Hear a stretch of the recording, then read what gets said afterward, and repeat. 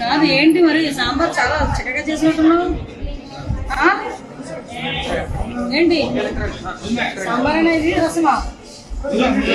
సాంబార్ రసం అమ్మా ఇది. కలిపి తీయట్లేదా? పిల్లలకు పెట్టే శుభ్రంగా పెట్టాలి. ఎలా ఉంది?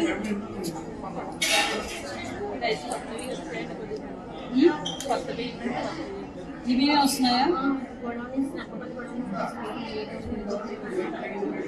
మరి మధ్యాహ్నం భోజనాలు కూడా ఇవే కదా ఇస్తారు. మధ్యాహ్నం బియ్యం నేను చూసాను నాకు ఫ్యాక్టరీ పెట్టు.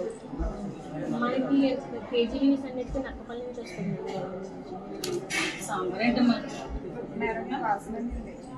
మరి ఇక్కడ కూర్చున్నావే? ఎవరు వండేది ఎవరు? ఇదే సాంబారా? మీరే జేబులో తీసి పెడుతున్నారా? ఒకసారి చూడు, నువ్వే చూడు ఒకసారి. ఇది సాంబార్ అనేది మీరు చూసుకోవాలమ్మా. చూసుకోకపోతే ఎలా అవుతుంది? ఎలా ఏది పడుతుంది వాళ్ళు పెట్టేస్తే ఏది పడుతుంది తినేస్తే ఏమో పరిస్థితి ఏంటి అసలు? ఈ రైస్ లోకి ఈ సాంబారు ఏమిటో.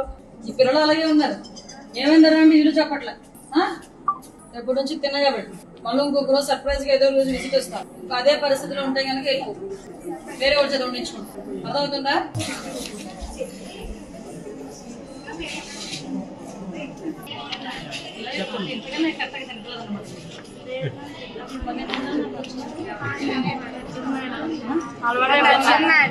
అది కరెక్ట్. ఎందుకంటే నా పిల్లలైనా మీరైనా ఒకటే. అదేమైందా? అది చేసిన తర్వాత మళ్ళీ ఇంకొకసారి అలాగే కనుక నాకు కనిపిస్తే నిర్దాక్షిణ్యంగా పంపించి వేరు కొట్టున్నాడు.